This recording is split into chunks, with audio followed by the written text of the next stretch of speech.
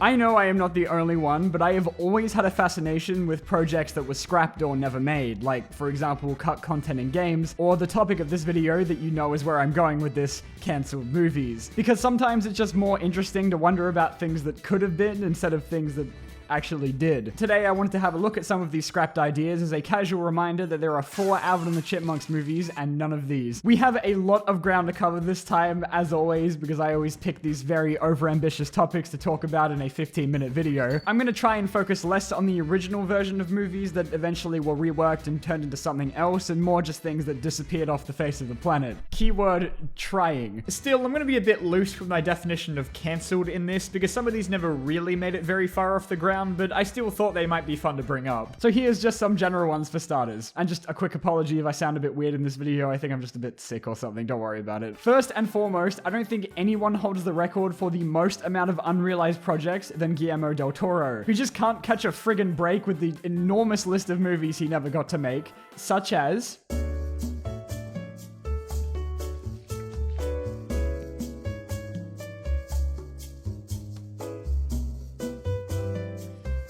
Jesus Christ. Jackie Chan was supposed to star in a 1999 movie called Nosebleed, where he would have been a window washer on the World Trade Center who would get involved with stopping a terrorist attack. No, I am not kidding.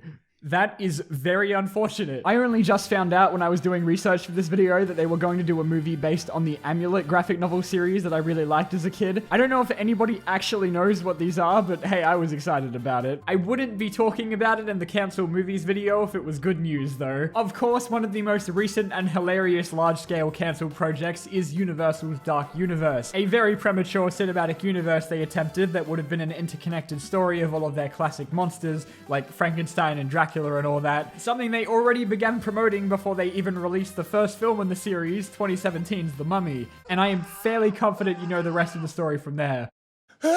Before that movie even came out, they released this promotional shot of all of the main stars that was very quickly revealed to be photoshopped because none of them were ever in the same room. After The Mummy flopped pretty hard, the Dark Universe was pretty definitively cancelled, but recently news has come out they might actually still be trying to do it after the 2020 Invisible Man movie did well.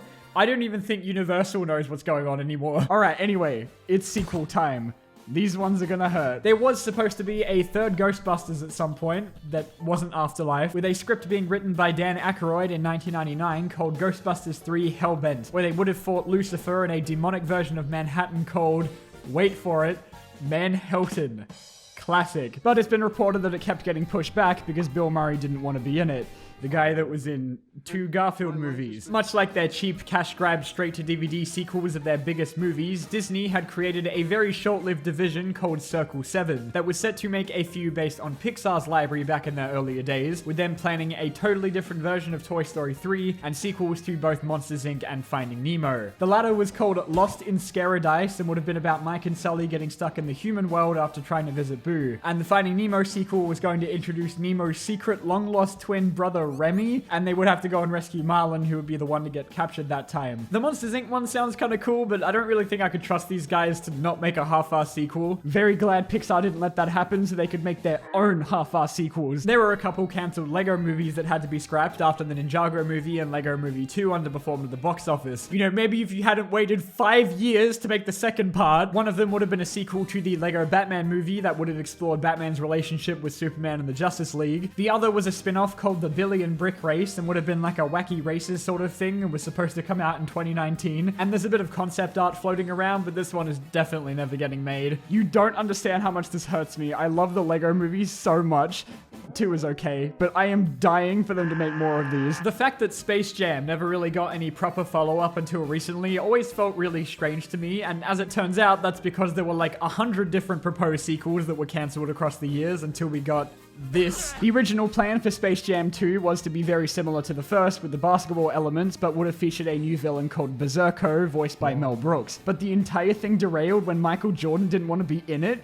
but it's Space Jam. So then they tried a bunch of other ideas with other celebrity guests, like Spy Jam with Jackie Chan, which would eventually turn into Looney Tunes Back in Action, a necessary sacrifice for Daddy Frasier. Then there was Skate Jam with Tony Hawk, and Race Jam with Jeff Gordon, a race car driver, and even one with Tiger Woods about golf, but all of these were abandoned when Back in Action didn't make enough money. And this was revitalized as recently as like a few months ago, because they already wanted to do a sequel to A New Legacy that would have been about wrestling, but again, this has since been abandoned because A New Legacy didn't make $2 trillion. Director of District 9 Neil Blomkamp has enough shitty luck with unrealized projects that he could rival even Del Toro. He was going to work on an Alien sequel that would have directly continued on from Aliens, but unfortunately would not retcon Alien Resurrection. Both Hudson and Hicks's actors said they were up for being in the movie, even though they were dead, but it was completely disregarded when Ridley Scott started work on his movie Prometheus. And to continue the depressing news, Blomkamp was also supposed to make RoboCop Returns, a sequel to only the original RoboCop, but now he's departed as director, and while again it's not cancelled per se, if it does get made, it's probably going to be very different to what it would have been at first. These would have maybe been so good, life is not fair. To promote the announcement of The Mask 2, gaming magazine Nintendo Power actually held a competition that promised the winner a small part in the movie. This became very awkward, I am sure, when Jim Carrey refused to return as he didn't want to play the same character again. So a year later they gave the dude a jacket, some SNES games, and $5,000. Of all the unmade Godzilla movies there are, of which there are a lot, the most interesting one I found was called Godzilla vs. Ghost Godzilla, a concept that would have pitted the modern Godzilla at the time with the ghost of the original Godzilla from 1954,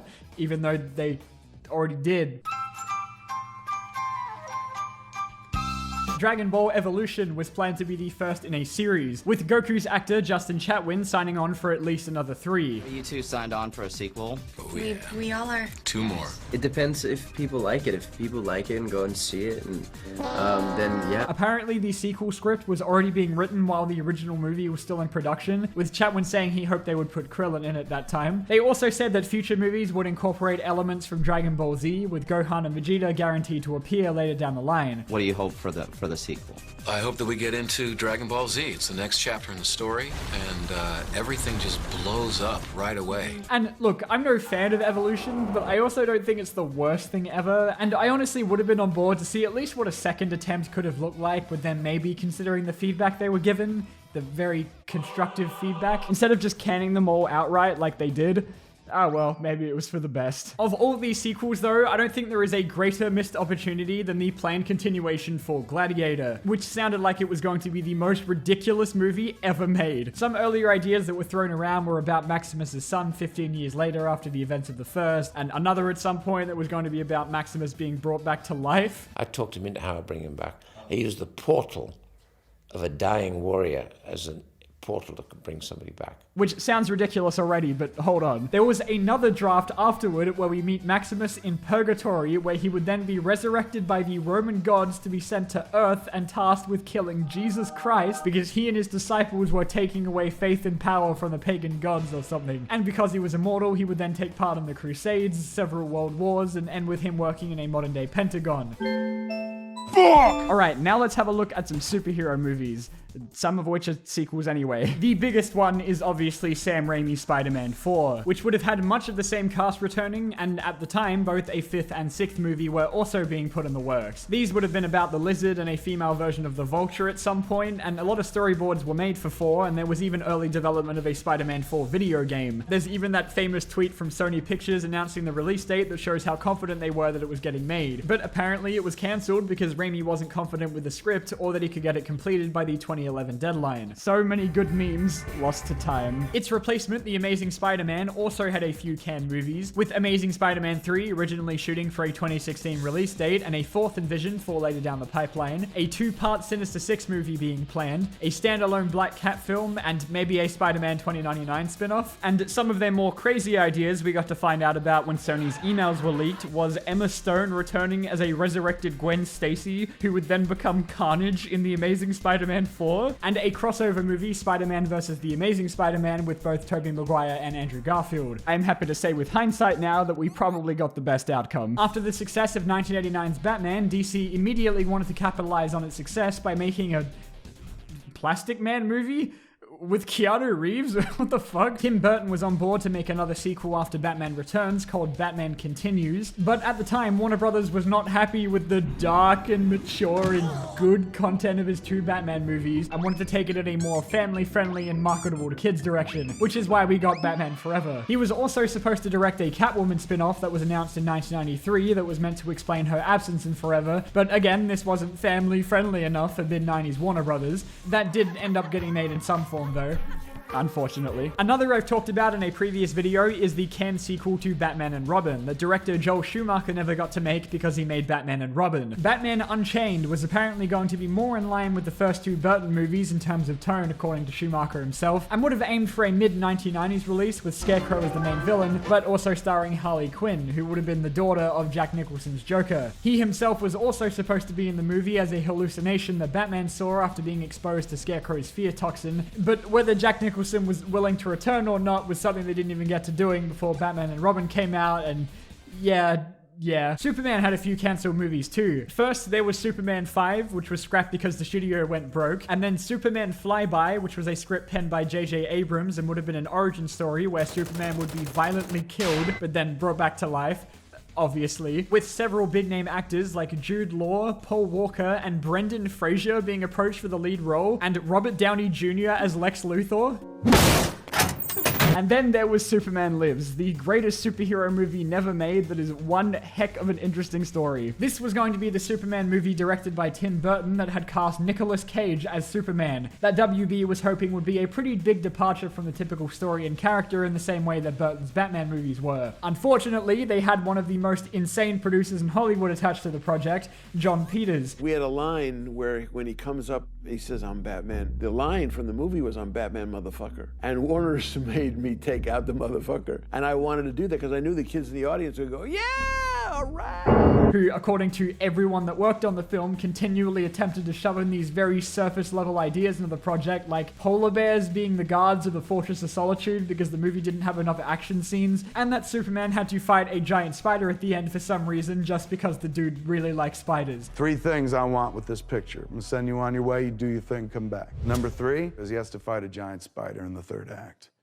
I said, okay, really? Superman Lives looked like it was going to be a really cool and unique take on Superman, while simultaneously featuring just some of the most out of left field elements, most of which I am sure was Peters' fault. Yes, this is a storyboard for a scene where Superman fights ninjas. Ultimately, it was the overexpensive budget that caused WB to shut the project down, with the cost potentially reaching up to $300 million, including the marketing. So instead of taking a chance on Burton, who had just made them 2 very financially successful Batman movies, they cancelled it, cut off everyone on board the project, except for John, of course, and used $170 million of that budget to instead make Wild Wild West with Will Smith, a movie that had that fucking giant spider, but bombed and made them lose a lot of money anyway. Yeah, nice one, guys. There is a great documentary about the whole subject called The Death of Superman Lives that I highly recommend for a more in-depth look into its troubled production. And it's really funny watching it too because it's basically just an hour and a half of the entire crew indirectly making fun of Peters. Sometimes you get somebody in a headlock. One time he kissed me full on the lips. Now, which is better? I don't know. I think I might have preferred the headlock, but, or, kick to the face. But man, it seemed like everyone that wasn't Peters had some really cool ideas going and were passionate about getting this movie made, and I think there was a good chance it could have been really great. The world deserved to have a Nicolas Cage Superman movie. One of our most tragic but obscure losses of this video is Batman vs. Godzilla. Yes, I know. This one never really got very far off the ground because it only ever existed in the form of a proposal submitted to Toho in 1965 by writer Shinichi Sekizawa, who had previously worked on an idea for a sequel to King Kong vs. Godzilla where they both drowned in lava at the end. His proposal for Batman meets Godzilla would see Batman and Robin fighting against the kaiju using vehicles like the Batmobile and such, which I am sure would have been very effective against the gigantic radioactive laser shooting lizard monster. It was supposed to follow up from the success of Kong vs. Godzilla, which I guess guess makes it a little less crazy, especially when compared to their other idea, Frankenstein versus Godzilla. But man, I wish this one got even just a little bit further than the pitch phase. Now onto game adaptations, I think you'd be surprised to find how many don't get made, considering that horrible track record. There were a couple failed Sonic movie attempts before we got what we have now, the first being Sonic Wonders of the World, which was supposed to be a tie-in with the also cancelled Sonic X-Treme. There was a concept document that described the plot as being about some kid named Josh who had Sonic come to life from his TV and into the real world along with Eggman, and from there they'd have to find the Chaos Emeralds and all that. There's a whole plot summary over on the Lost Media Wiki if you want to give it a read. It sounded kind of amazing. This would have been so bad, but like, in the best way possible. Then in 2003, the worst Sonic comic writer of all time, Ken Penders, came up with an idea for an animated film called Sonic Armageddon that was sort of supposed to be like an ending to the unfinished Sonic SatAM cartoon. The only remnants of it now are some expectedly disgusting concept art. The unfortunate financial failure of the Ratchet & Clank film was also responsible for shutting down the planned Sly Cooper adaptation, even though it had a very elaborate and complete teaser trailer made for a film that will most likely never materialize now. Klonoa was supposed to get a film, surprisingly. There was going to be a Spore film that was announced in October 2009 by Blue Sky, which I'm sure would have been absolutely terrifying. Way back in 2005, Peter Jackson was going to produce a Halo movie, with Microsoft spending millions on just pre-production and the script alone. But there was one major problem: Neil Blomkamp signed on as the director. I'm sure we all know how this ends. I mean, I'm sure it also didn't help that apparently Microsoft pitched the movie to Hollywood executives with hired actors in Master Chief costumes. Seriously. Now let's talk animation, which deserves its own separate category apparently. Now defunct studio Blue Sky was working on an adaptation of a comic called Nimona, which was reportedly 75% complete before it became one of the many victims of Disney's acquisition of Fox, and definitely didn't have anything to do with the fact that the movie had a same-sex kiss in it. Am I right, Disney? I talked about it a little bit in my Teenage Mutant Ninja Turtles movie video, but the studio Imagi, responsible for the incredible 2007 TMNT, had an entire library of upcoming adaptations that were scrapped when their second film Astro Boy disappointed pretty hard at the box office. These would have been more modernized anime films like Astro Boy, such as Gatchaman and a few others you probably haven't heard of. I sure as fuck haven't. They also wanted to make a Legend of Zelda movie at some point, with them releasing footage of a short pitch video of what it would have looked like. And it honestly looks really great, until you see Ganondorf's design. More like Shandendorf. Anyway, you know what Nintendo is like. Satoshi Kon, the director of renowned anime films like Perfect Blue that I highly recommend watching with your parents, was set to release his fifth animated feature called Dreaming Machine before he unfortunately passed away in 2010. And while production at animation studio Madhouse did continue afterwards based on his director notes, eventually it was cancelled a year later due to a lack of finances. It's been reported that 600 of the 1,500 shots have been animated, and there's still a very slim chance that this one might actually be finished one day should someone be up to the challenge. Now, as for Disney, there are about a bajillion unproduced movies from their library. I think perhaps the most well-known one is Gigantic, which would have been Disney's take on Jack and the Beanstalk after Tangled. It even got a shout out in Zootopia that now makes no sense. My Peoples was a movie about mountain spirits that was tossed aside in favor of doing Chicken Little, a worthy sacrifice, I am sure. Before the extremely terrifying 2009 movie was released, John Lasseter pitched to Disney in 1983 a 30-second test animation for his take on the book Where the Wild Things Are, with the footage combining traditional hand-drawn art and a computer-generated background, a technique that at the time wasn't common yet. But Disney was like, nah, Pixar had a couple more as well that weren't just cancelled sequels. There was one called The Yellow Car that would have been similar to The Ugly Duckling story-wise and was meant to follow up from A Bug's Life, but was, thankfully, put aside for Toy Story 2. And it's pretty obvious that a lot of what wasn't used in it was later recycled for Cars. Unlike Cars, though, this one was said to have humans in it. And let's be honest, I would not have been keen for more 90s Pixar humans. Their most famous one is Newt, which was supposed to come out in 2011, but was eventually replaced with a movie about Scottish people. The plot had something to do with the last remaining male and female newts on the planet having to passionately hate fuck to save their species. And if that sounds pretty similar to the plot of Rio, which also came out in 2011, then yeah, Pixar probably thought so too. I think the real reason though was just because they weren't all that confident in it and thought the idea they had for their next project, which was Inside Out, was just a whole lot better anyway. And speaking of anyway, I think that's as many as I wanted to cover for now. I know, again, as always, there are like a million other cancelled films I didn't even bring up because I couldn't think of anything funny to say. I am hoping that at least one of the things I talk about in this video ages poorly though. Please! I'll see you all next time when my voice is working properly, and thank you very much for watching, and thank you very much as well for 500,000 subscribers. That's a lot.